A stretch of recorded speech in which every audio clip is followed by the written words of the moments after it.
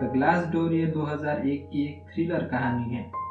ये कहानी साबित करती है कि बाहरी रूप पर भरोसा नहीं करना चाहिए, क्योंकि अक्सर दिखने वाला चेहरा वास्तविकता को पूरी तरह से नहीं दर्शाता है। रूबी बेकर एक 16 साल की लड़की है। बैचलर वाली लाइफ जीना, देर रात तक अपने दोस्तों के साथ बाहर घूमना, उनके साथ मूवी देखना, ये सब रूबी को पसंद है। वैसे भी आज उसके माँ बाप शहर से बाहर है, उसे सवाल करने वाला कोई नहीं है। रूबी का एक भाई भी है जो अभी 11 साल का है। वैसे भी दोनों भाई और बहन के बीच कभी बनती नहीं है। रात में रूबी जरा देर से घर आई थी और ये बात रेट ने पेरेंट्स को बताई है। अगले दिन भी रूबी के पेरेंट्स घर पर नहीं है।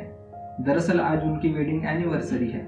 मौके का फायदा उठाकर रूबी आज भी अपने दोस्तों के साथ मौज करने गई है। आज भी उसे घर वापस आने में देर हो गई। घर के बाहर पुलिस की गाड़ी खड़ी है। पल भर के लिए लगता है कि पेरेंट्स ने उसे ढूंढने के लिए पुलिस बुलाई होगी, लेकिन पुलिस की बातें सुनकर उसके पैरों तले जमीन खिसक गई है। दरअसल उसके पेरेंट्स अब नहीं रहे हैं। उन दोनों की कार एक्सीडेंट में मौत हो गई। वो एकदम टूट गई है। बेचारे दोनों अब अनाथ हो गए हैं। फ्यूनरल में उसका मामा जैक भी आया है। इससे पहले उसे रूबी ने कभी नहीं देखा था। उसके मदर और मामा ने कभी रिलेशन मेंटेन नहीं रखा। इस बात का जैक को खेद है, लेकिन कभी कभी भाई बहन में ऐसा होते रहता है। वैसे भी जैक को सबकी याद आया करती थी। दूर रहने का ये मतलब नहीं कि याद नहीं आएगी। उन्हें लगता था कि अपने परिवार के पास वापस जाए, अपने बहन के साथ जो गिला शिकवा था उसे दूर करे, लेकिन उन्हें कभी टाइम नहीं मिला और इस बात का उसे पछतावा है। वो रूबी और रेट के लिए काफी कुछ करना चाहता है, लेकिन रूबी बिना कोई रुचि दिखाकर कहां से चली गई है। फ्यूनरल में उसका फैमिली वकील एल्विन भी आया है। उनकी वसीयत एल्विन ने ही बना कर दी है। रूबी के फादर ने अपने दोनों बच्चों के लिए $4 मिलियन की वसीयत बनाई है। इतना सारा पैसा जिससे दोनों बच्चों को जिंदगी भर काम करने की जरूरत नहीं है। लेकिन वसीयत के हिसाब से रूबी और रेट अभी मैच्योर नहीं है। रूबी को वसीयत मिलने में अभी 2 साल बाकी है। अभी वो सिर्फ 16 साल की है। रूबी अभी नाबालिग है और उसे इस उम्र में सहारा चाहिए। लेकिन अब सवाल ये है कि माँ बाप के गुजरने के बाद दोनों बच्चों का ख्याल कौन रखेगा। वसीयत के हिसाब से रूबी के पिताजी के सबसे करीबी दोस्त और उनके पुराने पड़ोसी टेरी ग्लास और उनकी पत्नी एरिन ये जिम्मेदारी निभाने वाले हैं। रूबी टेरी को बचपन से देखते आ रही है और उससे परिचित भी है। उनके साथ रहने में रूबी और रेड को कोई एतराज नहीं है। टेरी को लगता है कि बच्चे अगर नए शहर से अपनी जिंदगी की शुरुआत करेंगे तो माता पिता के गुजरने के दुख से जल्दी उभर पाएंगे। वैसे भी टेरी का एक घर मलेबू में है। वहां जाना एक अच्छा फैसला साबित हुआ। बच्चों को घर बहुत पसंद आया है। इतने बड़े घर में साथ में रूम शेयर करना पड़ रहा है, जिससे रूबी निराश हो गई। रूबी को अलग रूम चाहिए क्योंकि रेट अभी बहुत छोटा है। उसकी हरकतों से वो अक्सर परेशान हुआ करती है। एरिन और टेरी दोनों का सगे बच्चों जैसा ही ख्याल रख रहे हैं। रूबी थक चुकी है। वो कपड़े चेंज करके जल्दी सोना चाहती है, लेकिन रेट के जगह रहने से उसके सामने कपड़े बदलने में कतरा रही है। उससे कुछ कहने से अच्छा है कि वो खुद ही किसी खाली जगह जाकर चेंज कर ले। चेंज करते वक्त वो फील करती है कि कोई उस पर नजर रख रहा है। कपड़े बदले बिना ही रूबी अपने कमरे में जाकर सो गई। रूबी को नया स्कूल पसंद नहीं आया है। अभी वो यहाँ नहीं है।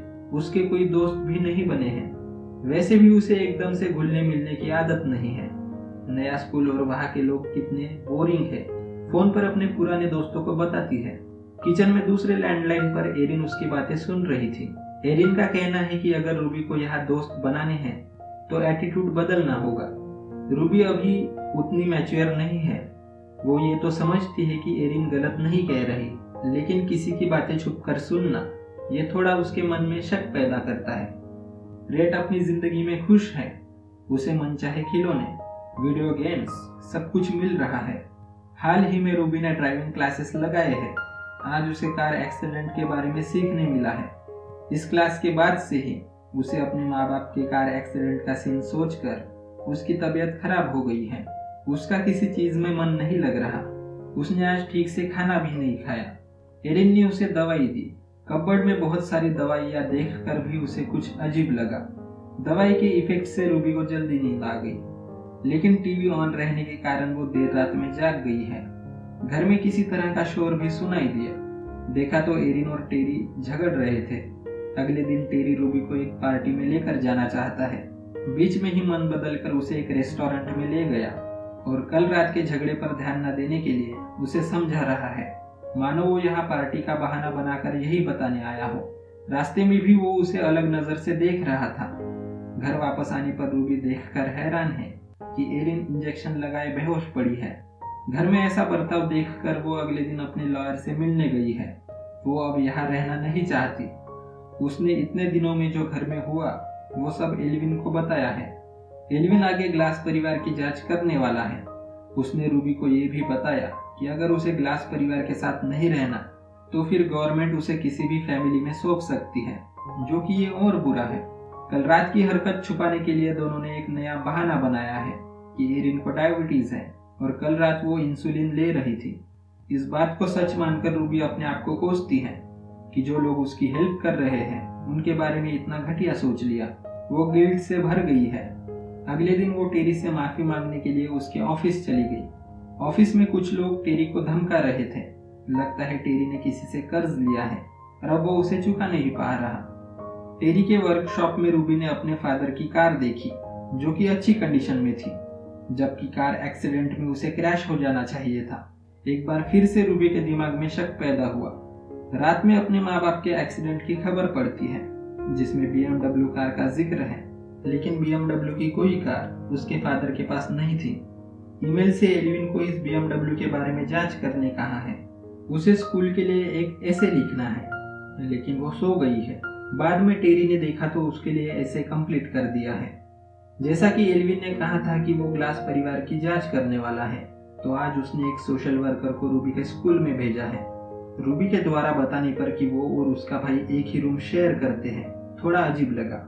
शाम को वो उसके घर इंस्पेक्शन के लिए आने वाली है। शाम में जब वो घर पहुंची तो टेरी ने पहले ही इनके कमरे अलग अलग कर रखे थे। रूबी का भाई भी टेरी और एरिन के बारे में अच्छी अच्छी बातें बोलता है। सारी चीजें बारीकियों से चेक करने पर उसे लगता है कि ग्लास परिवार दोनों बच्चों का अच्छे से ध्यान रख रहा है। जब दोनों सोशल वर्कर को छोड़ने बाहर गए तब रूबी ने डस्टबिन में स्कूल का लेटर देखा। टेरी ने उसका एडमिशन कैंसिल करके सारे पैसे वापस लिए हैं। साथ ही में उसके मामा का लेटर भी उससे छुपाया है। ये सब बातें रूबी का शक बढ़ा देता है। आधी रात को टेरी को एक कॉल आया है। ये वही लोग हैं जो ऑफिस में टेरी को धमका रहे थे। टेरी ने इतना सारा कर्ज लिया है कि चुकाना उसके बस की बात नहीं है। रूबी से ही पैसे ऐड कर उसे देने वाला है। अभी सिर्फ $30,000 दे सकता है, जो कि रूबी का एडमिशन कैंसिल करके लिए है, और बाकी का कर्ज चुकाने के लिए उसे थोड़ा और वक्त चाहिए। रूबी ने ये सारी बातें छुपकर सुन ली है। कहानी थोड़ी आगे बढ़ती है। एल्विन ने उस BMW की जांच की है। पता चला कि वो कार टेरी की थी। इस खबर से रूबी का शक यकीन में बदल गया है कि उसके पेरेंट्स की मौत एक दुर्घटना नहीं बल्कि सोची समझी साजिश है, और इसको अंजाम टेरी ने दिया है। यहाँ रहना अब खतरे से खाली नहीं है, ये रूबी जान गई है। आधी रात में अपने भाई को लेकर यहाँ से निकल गई है। एक चेक पोस्ट पर पुलिस ने दोनों को पकड़ा है। उनके पीछे ही टेरी वहां पहुंच गया है। दोनों को फिर से घर लेकर जाते हैं। रूबी अब टेरी के साथ नहीं रहना चाहती है। उसने यहाँ से भाग जाने की बहुत कोशिश की। आखिर रूबी को नींद का इंजेक्शन देकर शांत करना पड़ा। अगले दिन टेरी बैंक गया है। वो रूबी के अकाउंट से और पैसे निकालना चाहता है, लेकिन बैंक को पता चल गया है कि टेरी ने कुछ दिन पहले रूबी के एडमिशन के लिए जो पैसे लेकर गए थे, अब उसका एडमिशन कैंसिल करके पैसे वापस ले लिए हैं। दरअसल रूबी ने पहले ही स्कूल से एडमिशन वापस लेने का लेटर बैंक को फैक्स किया था। बैंक अब टेरी को पैसे देने वाला नहीं है। एरिन को असल में डायबिटीज थी ही नहीं, वो हमेशा ड्रग्स किया करती थी और वो ये ड्रग्स हॉस्पिटल से चुराया करती थी। ये बात भी अब हॉस्पिटल को पता चली है और उसे हॉस्पिटल से निकाल दिया गया है। करियर खत्म होने का दुख और रूबी के माँ बाप के साथ गलत करने के अफसोस में ड्रग्स का ओवरडोज लेना एरिन की मौत का कारण बना है। रूबी और उसके भाई ने यहाँ से भागने की कोशिश की, लेकिन टेरी ने उन्हें पकड़कर बेसमेंट में डाल दिया है। टेरी कहीं बाहर जाने वाला था, लेकिन मन बदलकर घर में ही शराब पीकर सो गया है। किसी तरह से दोनों बेसमेंट से बाहर आ गए। टेरी को नशे में धुत पाकर रेड उसके पास से गाड़ी की चाबी चुरा लेता है। इतनी आसानी से यहाँ से भागने का मौका मिलना रूबी को सोचने पर मजबूर करता है। रूबी को कुछ गड़बड़ लग रही है। इतने में वकील एल्विन वहां पहुंच गया है। रूबी के पैसे हड़पने के लिए वो उस पर केस करने वाला है। जिनसे टेरी ने कर्जा लिया था वो लोग भी वहां पहुंच गए हैं। दरअसल रूबी ने ही उन्हें कॉल करके बताया था कि टेरी यहाँ से भागने वाला है। उसने पैसे न चुका पाने का कारण एल्विन को बताया है। गैंगस्टर ने एल्विन को मार दिया है। वो अब टेरी को भी छोड़ने वाले नहीं हैं। वो लोग उसे टेरी की ही कार में ले जाने वाले हैं। टेरी दूसरी कार में ले जाने के लिए इशारे करता है, लेकिन रूबी ने वो कार पंक्चर की है। इस कार में कुछ गलत है ऐसा बताना चाहता है, लेकिन उसके मुंह पर टेप लगा है। गाड़ी के ब्रेक फेल थे, लेकिन गाड़ी अब बेकाबू हो गई है और देखते ही देखते उनका एक्सीडेंट हो गया। दरअसल टेरी ने ही इस गाड़ी के ब्रेक फेल किए थे। उसका प्लान था कि रूबी ये गाड़ी ले जाएगी और उसका एक्सीडेंट हो जाएगा और रूबी के सारे पैसे उसे मिल जाएंगे। उसके माँ बाप को भी ऐसा ही मारा था, लेकिन रूबी वक्त रहते टेरी का प्लान समझ गई थी। रूबी और उसका भाई अपने शहर वापस जा रहे हैं। रास्ते में एक पुलिस ऑफिसर ने उनकी मदद की। रास्ते में एक रोड एक्सीडेंट का पता चलता है। रूबी समझ जाती है कि टेरी अब नहीं रहा। ऑफिसर नीचे जाकर देखता है, टेरी अब भी जिंदा है। उसने पुलिस को मार डाला। पुलिस की गन लेकर रूबी को भी मारने वाला है। इससे पहले कि वो रूबी को मार दे, रूबी ने ही उसे गाड़ी से मार दिया है। रूबी और रेड अब सुरक्षित है और उनका मामा अब दोनों का ख्याल रखने वाला है। इसी के साथ ये मूवी खत्म होती है।